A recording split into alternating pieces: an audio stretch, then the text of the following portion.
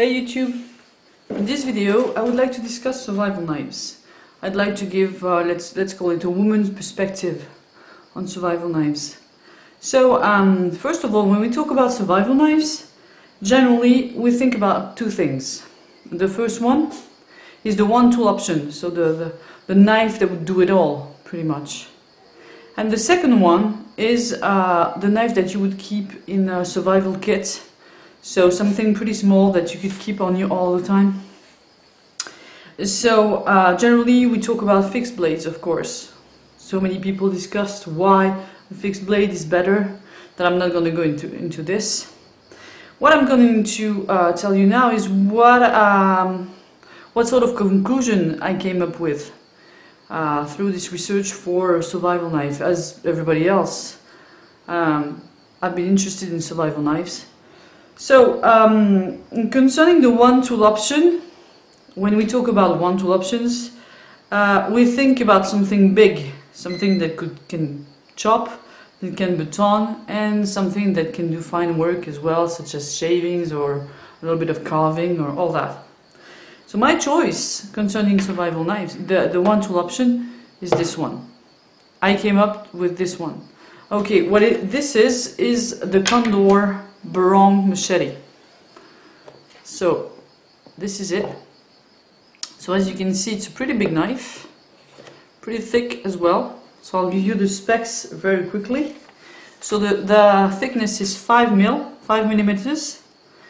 The blade length is 14 inches, which is 35 centimeters, and it weighs 1 pound 34. Which is 600 grams in metric. Right? So it has a fine tip that I found is good for carving and everything, for self-defense purposes as well. It's not too thick, it's not too big, it's big enough that you can do pretty much everything. But when I got it, so on the paper I would say, it looked perfect. It looked like the perfect survival knife. But when I got it, well, I must say, not that I was disappointed by the quality or fit and finish of the blade or anything. It's just that it was heavy. It's really heavy. This thing is almost 1 pound 50. I mean, that's heavy. That's a heavy blade. So the thing is, I asked myself, would I carry this on me if I was in a survival situation, or if I was to go out and get lost or something? Would I have this on my person? Well, I can tell you immediately, I wouldn't. Definitely not. Why? Because it's just too heavy, too big. I can carry this on my waist. Can you imagine that? It's just impossible.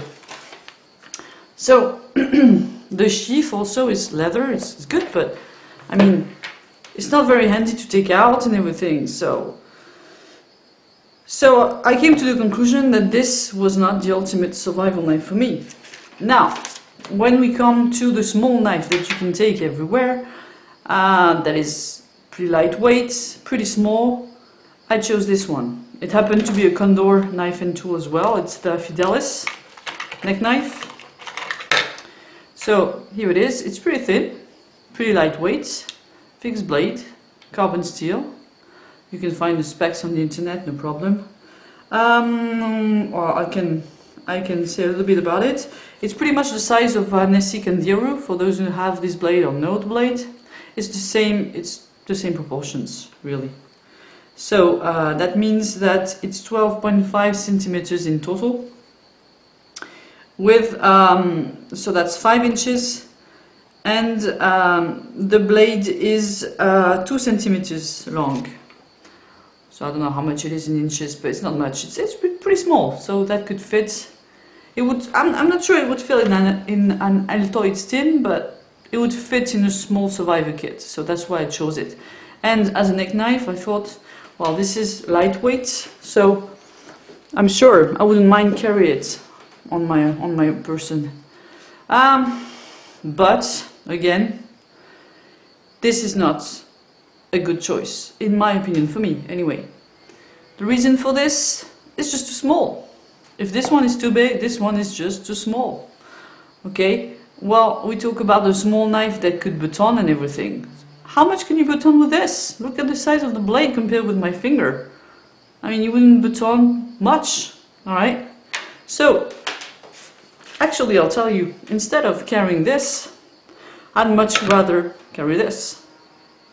Now, what this is a Swiss Army knife. It's the Victorinox Huntsman. Now, I think this could do pretty much as this can do. Why? I'll explain. So, the choice for a fixed blade is because you can baton. Well, you can baton with this. Really? You don't believe me? Okay, I'll show you how. It's pretty simple. What you basically do is take the saw right here. You make a notch. I'll take a piece of this is a piece of wood. That's pretty much the size you can baton with this knife, alright? As you can see. Now, can you do the same with this? What you do is make a notch with this. I'm not going to do it because I'm indoors, so I don't want to put wood everywhere. But what you do is make a notch with this, and then you take your blade, alright? You take the blade, and I prepared this, so I made it in advance. You do a sort of wedge like this with another piece of wood, and you put it in the slot that you made, alright, and you baton this part, and with the wedge you're gonna split the wood. Okay, so do I really need a fixed blade this size to baton small pieces of wood? I would say no. Okay, so concerning a small blade, I would take this. Much more handy, much more versatile than this. So this would be my choice. Now, concerning this, so the one tool option, what would I choose instead of this? Well, I'll tell you, this I would much rather take over this. Okay, this is the Entrek Forester. It's a bushcraft knife. It's really good for pretty much everything. You can carve with this, you can baton with this, you can do pretty much everything. Now, do I think this is the ultimate survival knife? No, I don't. For many reasons that I'll develop later when I tell you what I think is a good one. But in this video, it's not a topic right now. So, I'd rather take this, okay, because it's smaller, it's full tank, just like this one, but it's much smaller, it's much more practical, you know, when you're outside and you gotta move fast, or you've gotta change places and all that. I'll have this on me. I wouldn't have this, never, okay. It has a small things that I will use for survival as well. But for me, this is a better option, okay? Again, I'm not saying this is the best one. I'm just saying I prefer this over this. Okay, you can tell it's 3.5 inches, I think. I described this in my first video. If you want to go and know a little bit more about this knife, go to my first video and you'll know about it. But it's roughly 3.5 inches blade. It's stainless as well, so which is good. You don't have to worry about it in a survival situation. So we'll take this, or why not this? What this is a more bushcraft force. It's strong enough so that I can baton. It has a great blade, great cutter. I can carve. I can do a lot of things with this. Really, pretty much as with this one. I wouldn't use the tip on this big knife. It's just not handy. I would probably cut my hand off before I managed to do anything with it. With this, I'm comfortable. All right, it's a good handle. Again, it's rubber and stainless steel blade, so no maintenance, no worries. I would choose this. Okay.